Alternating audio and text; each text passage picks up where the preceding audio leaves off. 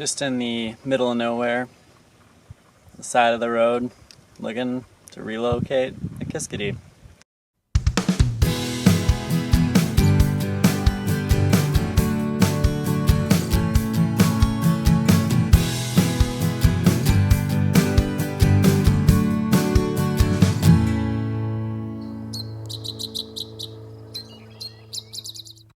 Hey everybody, it's morning and I'm on my way to White Lake Wetlands Conservation Area to look for a couple of great Kiskadees that have been reported.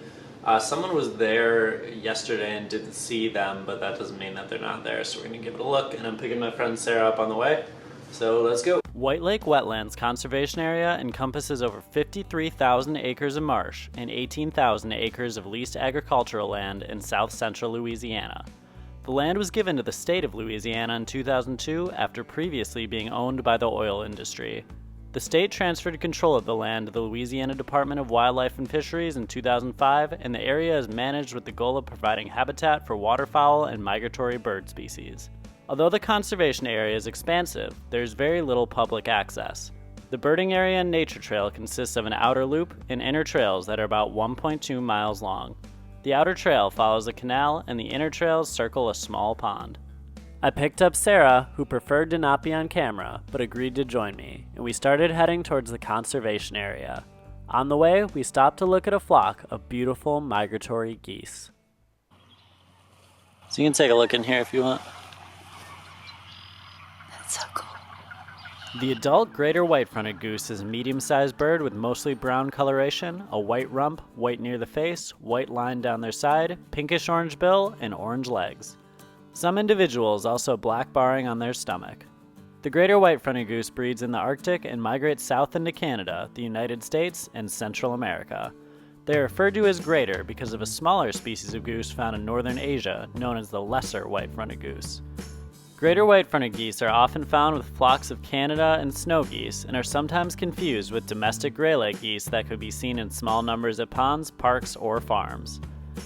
Nests are made on the ground in grassy areas near water or in drier tundra with about 1 to 8 eggs per nest once per year. Pairs can stay together for years and often migrate together with their offspring. These family bonds can last throughout their lives. They feed mostly on plant material including seeds, fruits, sedges, and grasses. We continued down the road and arrived at the conservation area. Alright, we made it to White Lake Wetlands Conservation Area. We scanned the road for the Kiskadee on the way in and didn't hear it or see it, but we saw some other cool stuff. And we're going to start taking the trail. There's a lot of bird activity. It literally feels like we're in the middle of nowhere. There's just like one club or one house over here, but other than that, pretty much just bird activity. We started walking the outer loop and were surprised by the sheer number of birds hopping around in the brush and perching up in the trees.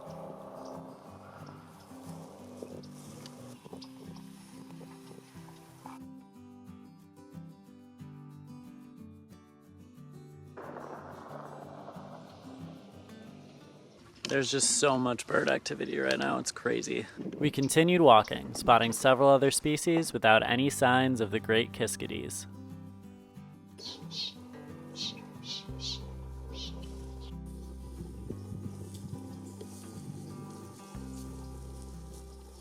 I'm not feeling super hopeful that we're gonna find it. I feel like we would have heard it by now if it was here.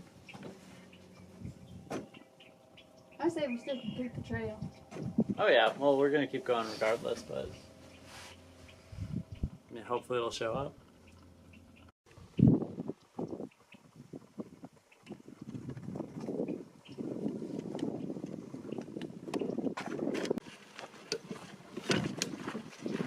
Well, the bird of the day so far has been the greater white-fronted goose, which I didn't expect at all.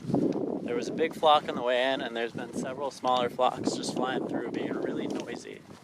While scanning the trees, some movement caught our attention by the edge of some water. It turned out to be a spunky bird of wetlands, the Marsh Wren.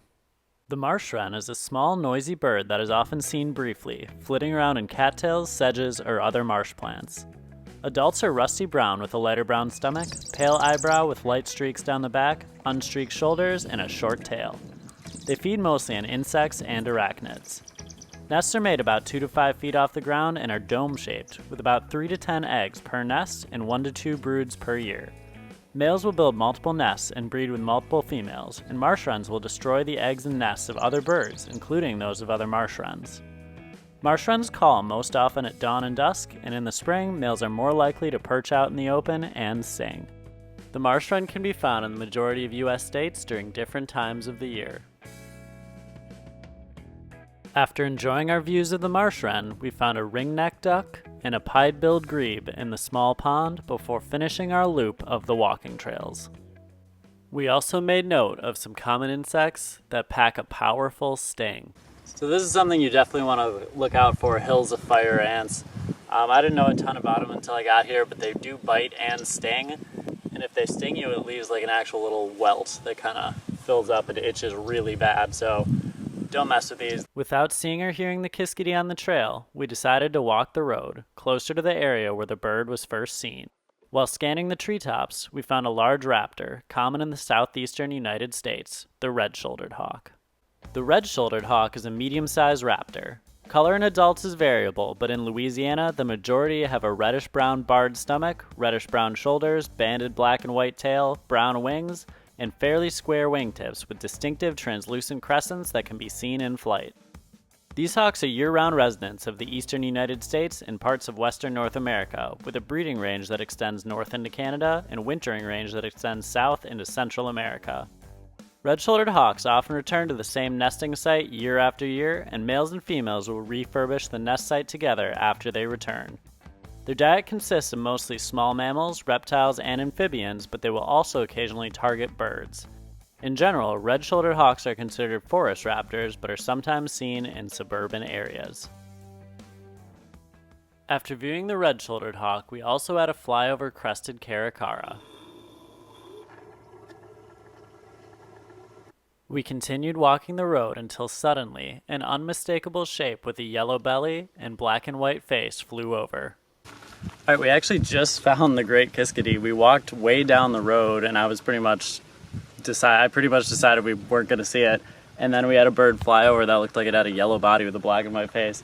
And we were able to relocate it way over here in the distance, so we have really faint looks at it, but it's definitely it and we got it, so that's awesome. New life bird. I can't believe we actually saw it, because if it had just been over here to begin with, I don't think we would have had any way of knowing that it was there. But just the fact that it flew over right in front of us, we were able to relocate it. We lost it for now. We did hear it calling, which was awesome, because they have a very distinctive call. We're gonna walk all the way back to the car and then drive over, and hopefully it'll be a little closer when we get back. We walked back to the car, noting other species along the way. They're all coots. Oh, and one common gallinule. When we arrived at the spot where the Kiskadee was last seen, we started our stakeout. Just in the middle of nowhere, the side of the road, looking to relocate the Kiskadee.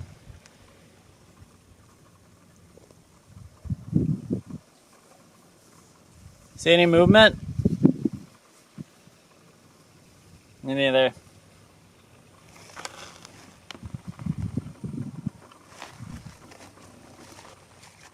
Just when we thought our luck may have run out, the Kiskadee flew back across the road and gave us brief but much closer views.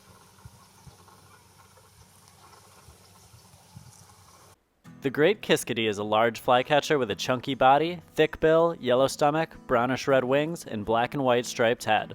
The black on their face works similar to the eye black that professional athletes wear, assisting in reducing glare and reflections from the water. The native range of the Great Kiskadee is the majority of South America, north into South Texas, and some coastal areas in states near the Gulf of Mexico.